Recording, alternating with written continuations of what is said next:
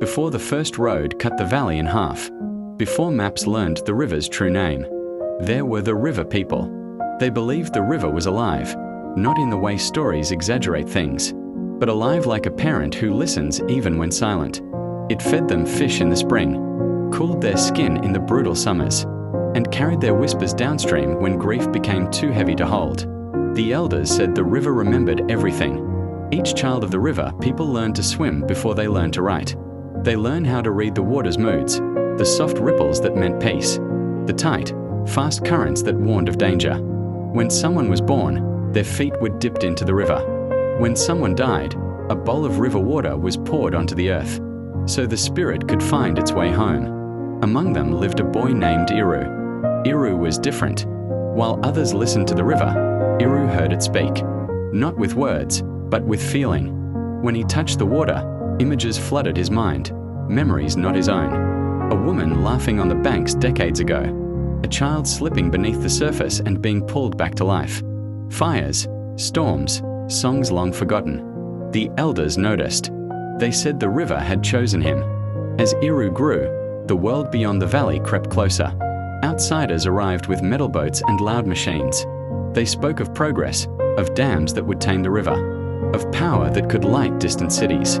The river people felt fear for the first time in generations. One night, the river swelled unnaturally. Iru knelt at the edge and pressed his hands into the cold water. The images came faster than ever. Villages drowned, fish floating lifeless, the valley silent and empty. Then one final vision, the river people standing together, refusing to leave. At dawn, the machines arrived. The river people formed a line along the banks, elders, children, hunters, mothers. They did not shout. They did not fight. They simply stood where the river touched land. The outsiders hesitated. No one wanted to be the first to break that line. Then Iru stepped forward. He walked into the river, the water rising to his waist, then his chest. The current wrapped around him, strong but gentle, like arms pulling him close. He raised his hands, and the river responded. The water surged, not violently, but powerfully. It lifted boats, pushed machines backward, carved new paths through the earth. The outsiders ran, shouting, terrified not of destruction, but of something they could not control. By nightfall, they were gone.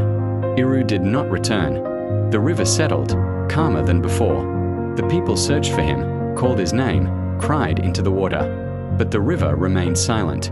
Years passed. The outsiders never came back. The valley stayed whole. And sometimes, when children swam at dusk, they swore the current guided them away from danger. When storms came, the river never rose too high.